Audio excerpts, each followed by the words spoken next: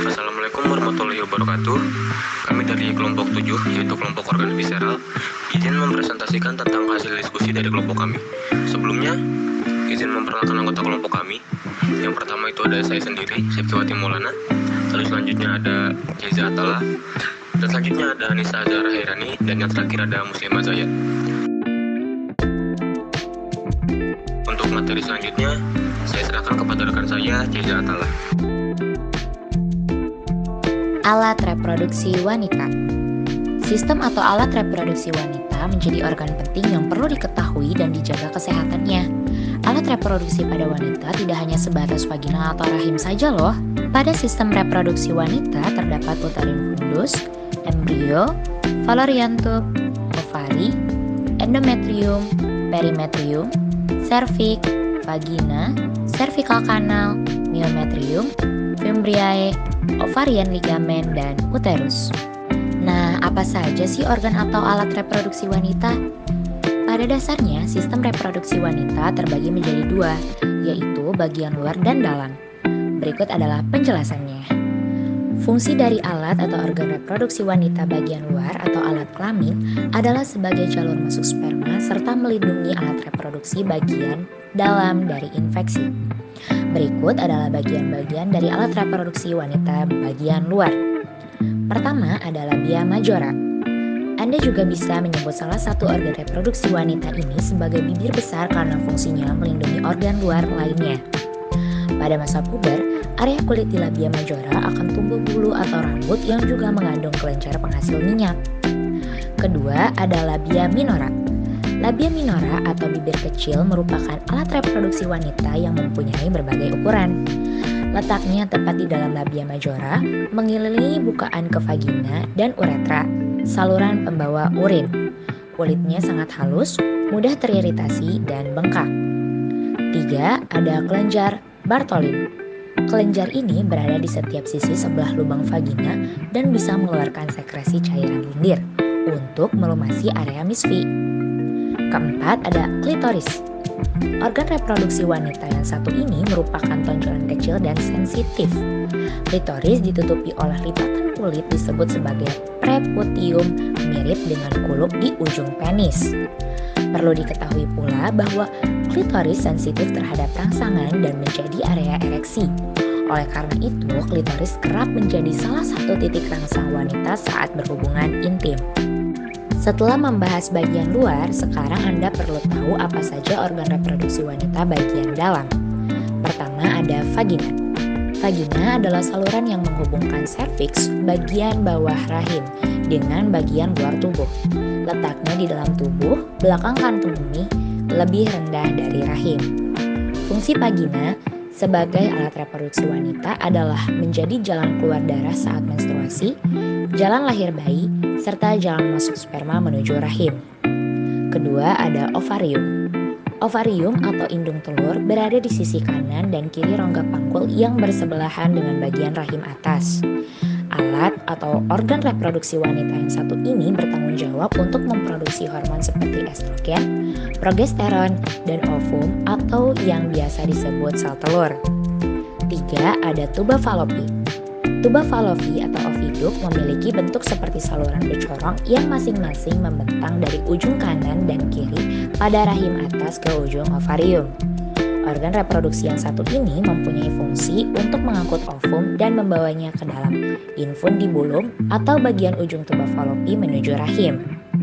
Pembuahan sel telur dengan sperma juga terjadi di tuba falopi. Kemudian telur yang sudah dibuat pindah dan ditanamkan pada lapisan rahim. Keempat ada rahim atau uterus. Rahim atau uterus adalah organ reproduksi wanita yang berongga dan bentuknya seperti buah pir. Ini merupakan rumah bagi janin yang sedang berkembang. Ada dua bagian rahim yaitu cervix, merupakan leher rahim yang berada di bagian bawah dan menjadi jalan menuju vagina, serta tubuh utama rahim yaitu corpus. 2.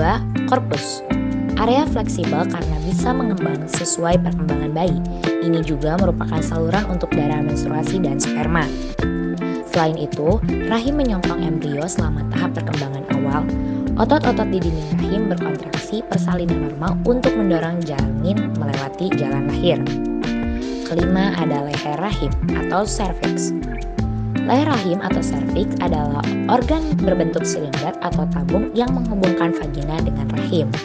Serviks terdiri dari dua bagian, yaitu ektoserviks atau dinding luar leher rahim dan endoserviks atau bagian dalam leher rahim. Serviks memproduksi lendir yang akan berubah selama siklus menstruasi. Perubahan tekstur lendir serviks bertujuan untuk mencegah atau membantu terjadinya kehamilan. Lalu ada fungsi organ reproduksi wanita. Yang pertama yaitu menghasilkan sel telur, melindungi dan memelihara sel telur yang telah dibuahi sperma hingga berkembang seutuhnya, melakukan hubungan seksual, Alat reproduksi pria. Sistem reproduksi manusia biasanya melibatkan fertilisasi internal dengan hubungan seksual.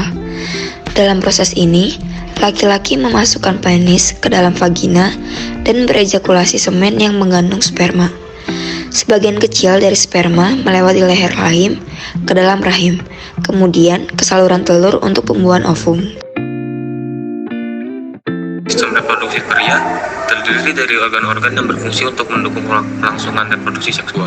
Secara garis besar, sistem reproduksi ini bekerja untuk memproduksi, memelihara, dan mengangkut sperma serta air mani. Fungsi berikutnya adalah untuk mengeluarkan sperma ke dalam saluran reproduksi wanita. Bagian pertama ada penis. Penis pada pria memiliki fungsi yang sama seperti vagina pada wanita. Saat menerima rangsangan seksual, penis bisa membesar dan mengeras, atau nama lainnya adalah proses ereksi. Proses ini membantu mengeluarkan sperma atau disebut juga dengan ejakulasi. Organ reproduksi pria ini bukan berupa otot, melainkan jaringan seperti pons yang berisi darah. Secara umum, penis memiliki 3 bagian utama, yaitu akar, batang, dan kepala atau glans. Untuk akar atau radix adalah bagian pangkal penis yang terletak di dekat dasar pinggul.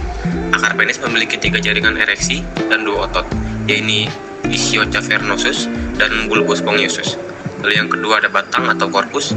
Batang penis merupakan bagian penghubung akar dan kepala penis.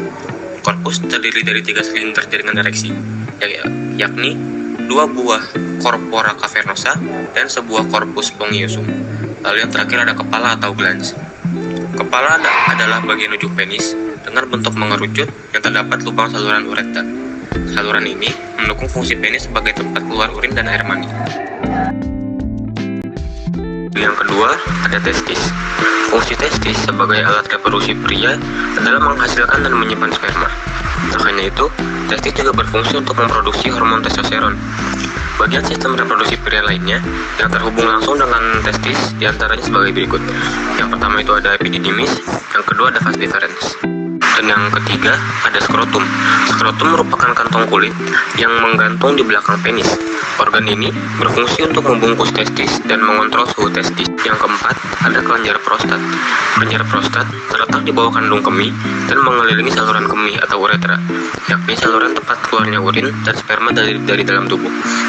Fungsi utama prostat adalah menghasilkan cairan yang bercampur sel sperma yang diproduksi testis untuk proses ejakulasi. Fungsi organ reproduksi pria.